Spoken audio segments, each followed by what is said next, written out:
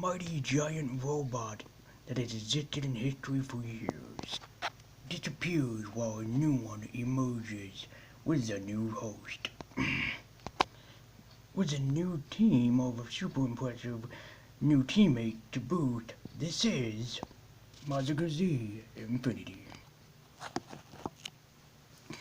Hello everyone, and welcome to a new episode of Reggie Cinema. I'm your host, Reggie Universe, and we're talking about Mazinger Z Infinity.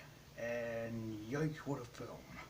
The story of the film is that the original Mazinger Z, piloted by Tetsuya, had gone missing and had gone inactive until a new robot, only known to the world as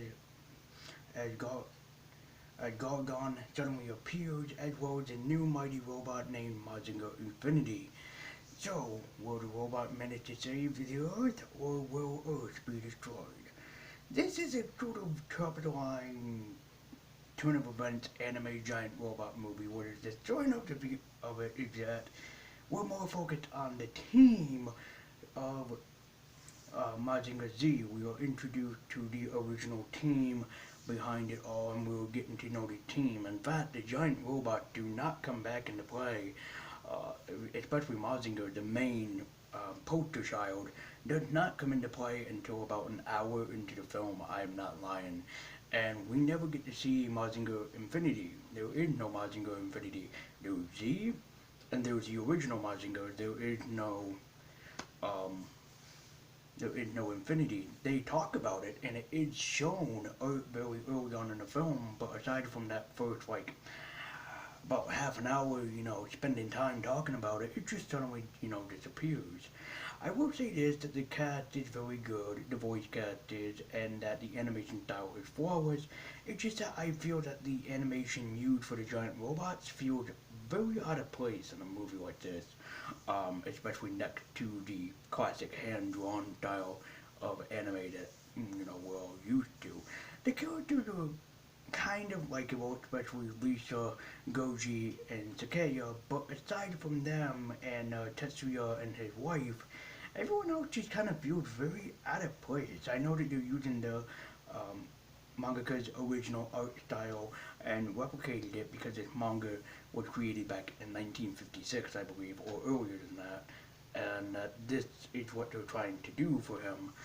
But this is kind of the worst way to do it. Mazinger Z really suffers from a really bad plot with a really bad story that feels very kind of rushed. It's kind of like, we have this giant anime robot film, but we have no plot. What should we do? They just spin that wheel of fortune until they land on saving the Earth with a new resource. Brilliant. Not really, because it's been overdone so many times. And the new character that is known as Lisa, that came out of Mazinger Infinity, her backstory and everything kind of ties into the freaking Marvel multiverse that's just being now created. I'm not gonna spoil anything about Lisa, but let's just say I kind of saw something like that coming. It did not catch me off guard, and it did not surprise me, not even in the slightest. Mazinger Z Infinity for me is a good movie, but god dang does it feel longer than it needs to, especially with a story that mostly character exposition dump right on top of it that doesn't feel like a good character development, like something like the Suicide Squad or even Joker or other anime films I've seen and reviewed, but this one feels a lot more like we need to slap it together and push it out as quickly as possible. So Mazinger Z for me is a good film, but it doesn't get good until towards the end. And even the ending was shortly failed at that. So Mazinger Z Infinity for me, it could have been better, definitely story-wise and definitely shown fight-wise. The choreography for the giant robots, awesome. But you don't get to see a full fight scene until an hour into the film, so if you're not patient like me, you might turn you off from this film.